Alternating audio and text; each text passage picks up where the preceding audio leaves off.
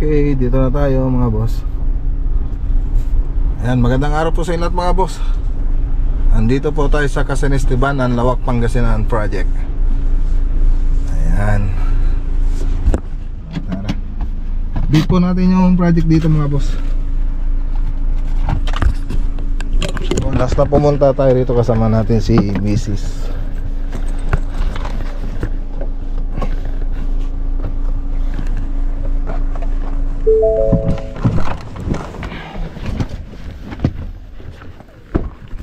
Okay, so ayan na yung kulay ng bahay. Ano, seal gray ng Davis, tapos yung elastomeric na puti ng Davis yun. Pati dun sa likod nito, seal gray ng Davis na rin. Gagawin natin dito, ayan o. Maganda na. Maganda na.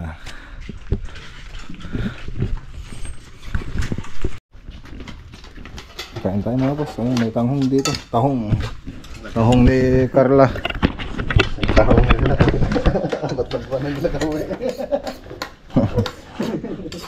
Tahong ni Carla yata to eh.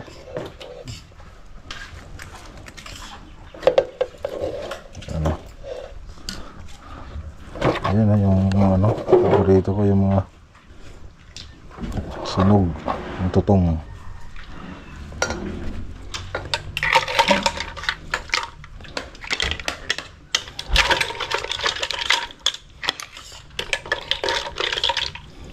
Okay lang kayo? Ha? Wala na. Tatlo lang kayo? Apat sir. Apat. Yung isa. Isa rito.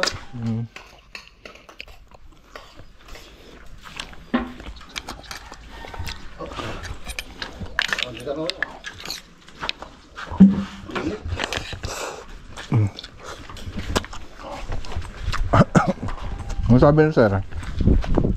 Tatawagan ko siya yan. Kasi sabi niya, tawagan na lang doon siya.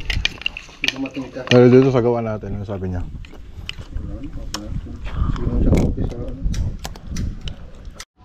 Okay, so ayan, update lang po tayo rito. So yung kulay pala na binili natin dito sa exterior ay yung ano po to, seal gray ng Davis. Tapos combination siya ng WPC na walnut po yung kulay nito. Tapos yung white ng elastomeric ng Davis. So elastomeric kasi ito mga boss. Tapos doon na naman seal gray ng Davis ulit yan. So ganun lang kasimple yung exterior paint natin. So bagay na bagay pa rin siya doon sa bahay na ginagawa natin, yung maliit na bahay. So isang karto lang po yan mga boss. Tapos dito sa likod, so nag-skim coat na po tayo rito. So ganun din po yung ikukulay natin dito. So yung seal gray ng Davis. So yan po yung kukulay po natin yan. So yung pinag-primer po natin dito, yung Acrytex primer ng Boysin. Yan, bago tayo kulay, nag top coat. Tapos dito sa loob, ayan, ito na po yun, nakapag-aspi na po tayo. So ang kulang na lang po dito yung pangpakintab, yung acrylic emulsion. So isang coat lang po yung gagawin natin dito para hindi hindi masyadong makintab. So ito, primer pa lang po ito. So flat latex ng Davies dito sa interior. Pero yung ikukulay po natin dito yung rose white ng Davies. So Davies ulit po nga boss, rose white. So elastomeric din po yun. Okay. So maliban doon, ang gagawin pa po natin dito yung TV console. So yan pa yung isang gagawin natin dito. Tapos itong tiles. Yan, ito tatanggalin na po ito mga boss. So hindi maganda yung pagkakagawa. So ang hirap kasi na iwanan na hindi tayo 100% na maganda yung gawa natin. So ikinabit ito nung tile setter na kinuha ni Tonyo. So akala ko naman kasi maganda. Nung natapos, ayun, doon ko lang napansin na hindi maganda yung pagkakagawa. So si Tonyo kasi yung tumitingin dito, akala ko naman titignan ng buti ni Tonyo. Kaya akala ko okay na. Yung natapos, ayun, pero ganun pa man, napapalitan po natin ito. So pabagbag po natin ito. Ngayon magdadagdag po ng isa pang ganon dito. So yung mga accessories nito meron naman na. So sila ang Corolla na po yung gagawa nito. Itong tiles na ito pag na bagbag na po nila. So mas maganda kung mas maayos. So dito naman tayo. Dito sa may room, so okay naman na rito. Ang kulang na lang dito yung pintura natin, yung sinabi kong rose white. Yun po yung wala pa rito. Tapos yung closet dito, so PVC po yun. Pati doon sa TV console, PVC rin po yung gagawin doon. Tapos ito po yung kitchen natin. So ang kulang na lang dito yung modular kitchen cabinet. So PVC din yung ilalagay natin dito. So na po natin yun, i-drawing na po natin yung itsura na ito. So cut this na lang po. Tapos yung PVC na lang hintayin natin. Okay, so medyo mahirap kasi maghanap ng PVC. Meron tayong nahanap kaya lang kulang yung PVC, kaya mas maganda pa rin pag naghanap tayo yung talagang kompleto na. Baka kasi bumili tayo ng PVC doon, tapos yung kulang na PVC binili natin, hindi sila kamats, hindi na maganda yung pagkagawa ng natin, hindi pare-parehas. Mas maganda kung isang order kompleto na kaagad. So yun lang naman yung natin dito, yung kulang. Tapos ayun, napinturan na rin ito. So punta tayo rin sa sa kabila. Ito, pipintura na rin tayo rito. So dito ang kulang dito yung WPC, yung walang angle na dito. So kulang, meron na doon sa kabila, dito wala pa. So ayun, naubusan kay Maxi Wood. Kay Maxi Wood po kasi natin kinuha yan. So naubusan po siya. Okay. So ang mangyayari dyan, babagbagin nila itong Sabado hanggang Linggo. Tapos ang Corollan, gagawin naman niya pag natapos na bagbagin ito. Kasi silang Corollan na mag-tiles niyan para sure. So maliban doon sa tiles, okay naman lahat ng trabaho natin dito. Yun lang, doon lang talaga kung di satisfied. Kaya gusto kong pabago. Okay, so tara na mga boss, punta naman tayo sa kabilang project. Ay, shoutout kay Ma'am Marites sa Roland Roy.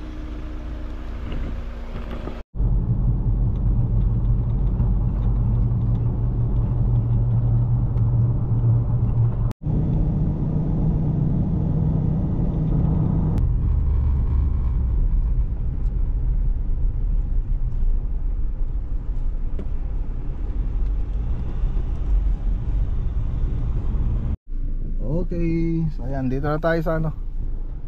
Dito na tayo sa Palimbo, Kamiling Tarlac Project. So i-update po natin yung project natin dito. Okay.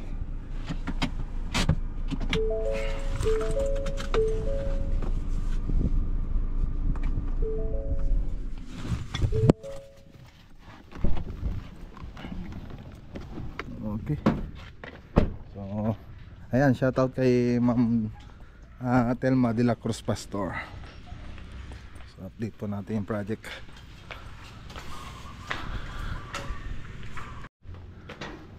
Okay. So update po natin dito. So nagtanggal na po sila ng tiles. Ayan o.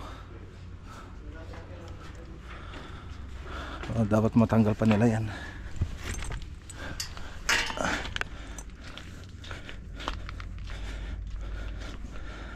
Ayan. Ito yung ayusin nila.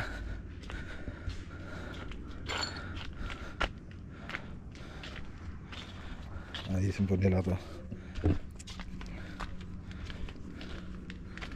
So nagbaklas pa lang sila ng tiles. Dapat tanggalin rin nila yung ano, mga adhesive na ito. Sabihan ko nga. Parang kasi yun.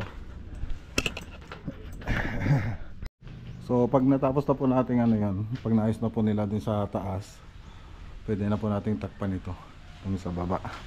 Pero dito ayun, inaayos na po natin. Tinakpan na po natin yung ano, wala naman ang tumutulo rito. So dito sa loob, okay naman na lahat to. Yan. Okay na lahat. So salamin na lang yung kulang dito sa Palimbo. Salamin dito, tapos yun ayusin pa po yun sa taas niyan.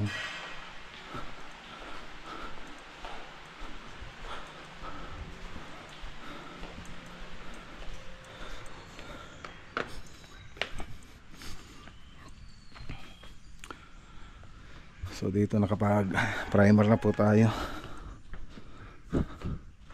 Nakapag primer na. So magkukulay na po tayo dito sa labas.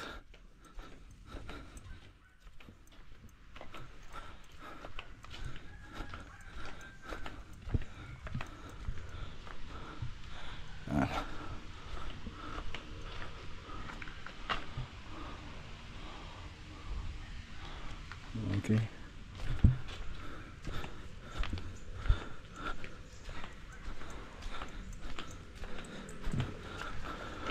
Pabuksan na natin yung mga ilaw. Okay, so ayan na, pinabuksan ko yung mga ilaw na naman.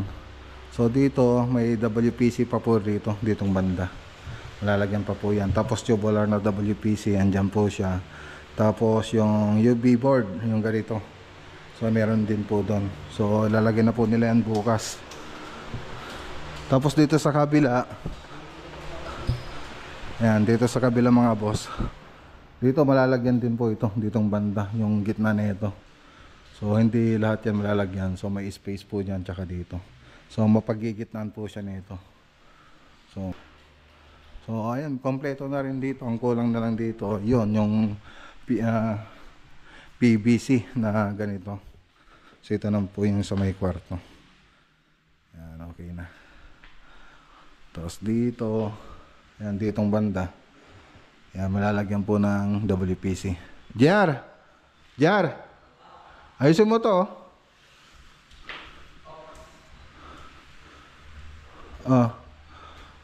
Tingnan mo. Ba't ganyan? Ayusin nyo. Buhayin nyo yung ano, yung kanto, yung ano, di ba meron akong nilagay dito na corner beads. Dapat nakalitaw yun. Nakalitaw dapat yun. Ayan, buhayin yun, ayusin yun. Di pa inayos, basta pininturan nyo lang basta. Sino na gano'n dyan?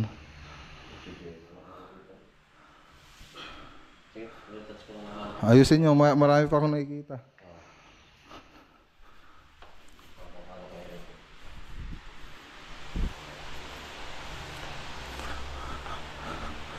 So So dito, ang kulang na lang po dito yung ano dito, yung glass, yung pintuan nito. So yun na lang po ang kulang. Ayan. Tapos ito i-repair ng konti ito. Ayan. Ang ganda no. Ang ganda na.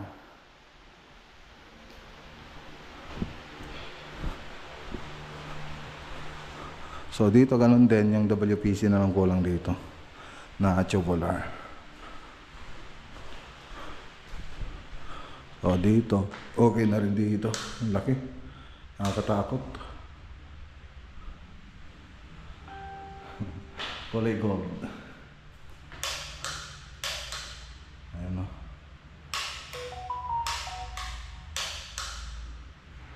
Ayan. Okay.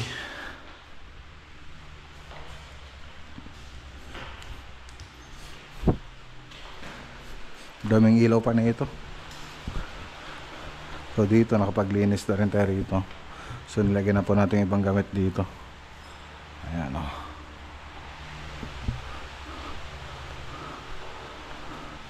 Pininturan na rin natin tong hamba. So ano po to, galba na hamba.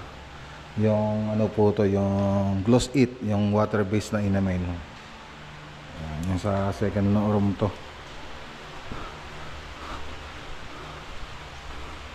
So ganun din dito sa kabila. Halos parehas lang po sila dun sa kabila.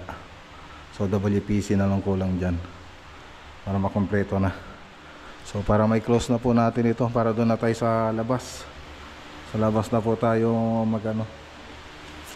magtrabaho, para wala nang papasok dito, para hindi madumihan. Okay. Yes, ganda no. Mansion. Laki na ito mga boss. Ito yung pinakamalaking ginawa naming bungalow na bahay. So ang luwang niya. Yung ibang ginagawa namin, 2 story, maluwang din, kaya lang 2 story. Ito bungalow lang siya. Tapos yung mga kwarto niya ang luluwang.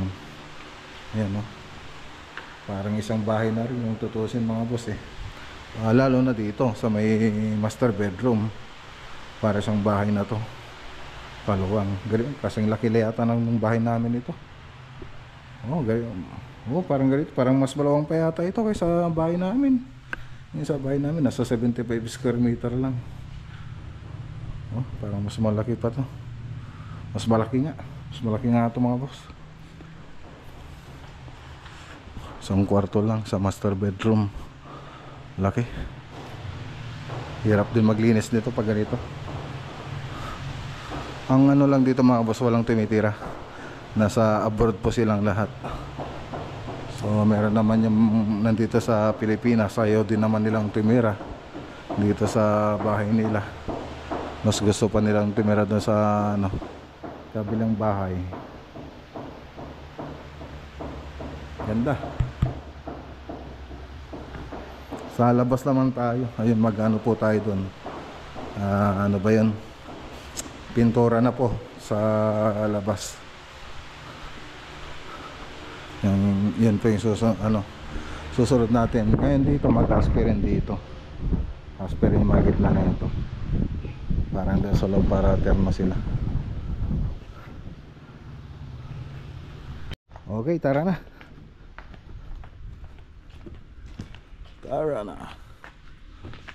Okay na to. So ayun na lang. Hintayin na lang natin. So naibigay ko naman yung down payment dyan para dyan sa gagawa dyan sa roof deck. So tara na. A few moments later. Okay, so ayan, dito na tayo sa bahay. So alas 4 magaga po tayo ngayon. So sinadya kong maging maaga ngayon dahil marami po tayong gagawin ngayon. Mag-drawing po tayo. So ito yung mga gagawin natin ngayon, maaga po tayo. Tingnan nga natin yung cabinet.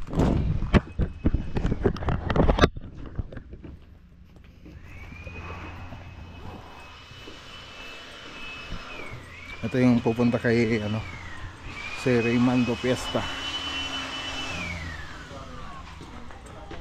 Wala, kapagkat na kayo? Ano? Ah, sige. So, bago lang po kasi sila eh. Oh, balagtad to. Wala saan yung bracket? Balagtad din to. Ayan.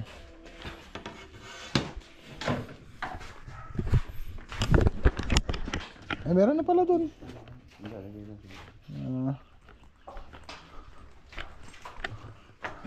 Ito na.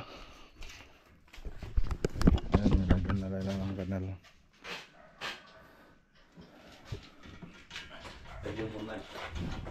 Tatan sa ano yon? Medyo bumababaan. O yung pintasa eh. Ito yung pangalawa. Okay, ito. Sakto-sakto na. Nakuha na nila yung ano, yung tamang butas. Dito sila na gano'n. Nakuha na nila yung ano. Ito, kulang pa yata to. Yung sa likod naman yan eh. 55.55 Okay. 55.5 by 53.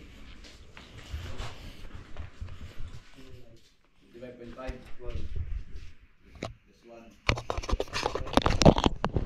So, yun na lang po yung tinatapos natin para may yung cabinet din kay kila Sir Raymando.